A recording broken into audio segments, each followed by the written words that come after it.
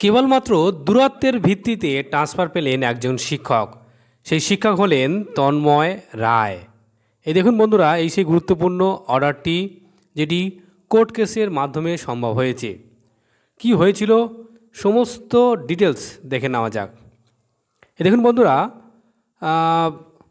তন্ময় রায় যিনি একজন শিক্ষক, সেকেন্ডারি শিক্ষক, তিনি ট্রান্সফারের জন্য আবেদন করেছিলেন। কি দেখিয়েছিলেন? On the ground of distance, অর্থাৎ ডিস্টেন্সের ভিত্তিতে তিনি ট্রান্সফারের জন্য আবেদন করেছিলেন এবং আবেদন করেছিলেন 26শে আগস্ট 2022 সালে।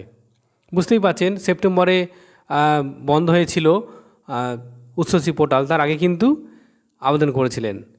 সেই সময় কিন্তু পোর্টালও কিন্তু কাজ করছিল।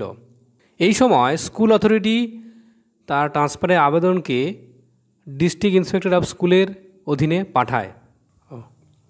দেখুন বন্ধুরা, 8ই সেপ্টেম্বর 2022 যে concern district inspector of school তিনি কিন্তু did not take steps to forward transfer application, তিনি কিন্তু কোনো আবেদনপত্রটি সেন্ট্রাল স্কুল সার্ভিস কমিশনের কাছে পাঠাননি ফাইনাল ডিসিশনের জন্য।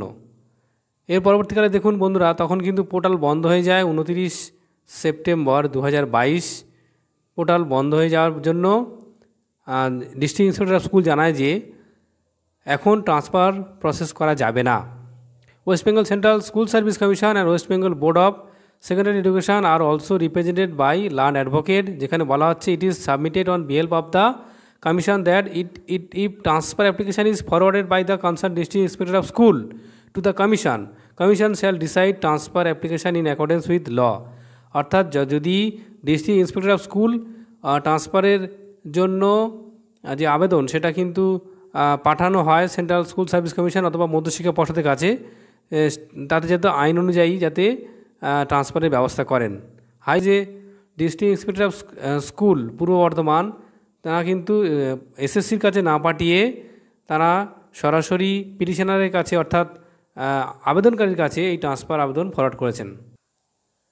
এরপরে তিনি কিন্তু হাইকোর্টের দ্বারস্থ হন এবং হাইকোর্ট জানান যে এসএসসিকে জানান যে কোর্টের অর্ডারের ভিত্তিতে West Bengal central school service কমিশনকে কিন্তু 8 সপ্তাহের মধ্যে যে ট্রান্সফারের ল বা নিয়ম অনুযায়ী কিন্তু ট্রান্সফারের ব্যবস্থা করার কথা বলেছেন।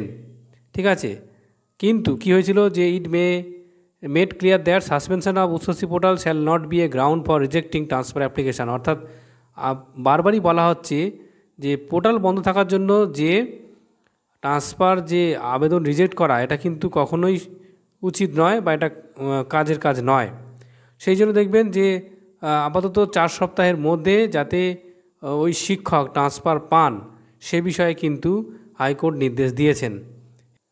দেখুন বন্ধুরা, বিচারপতি হিসেবে ছিলেন সৌগত ভট্টাচার্য এবং আইনজীবী হিসাবে ছিলেন সুব্রপ্রকাশ লাহিড়ী।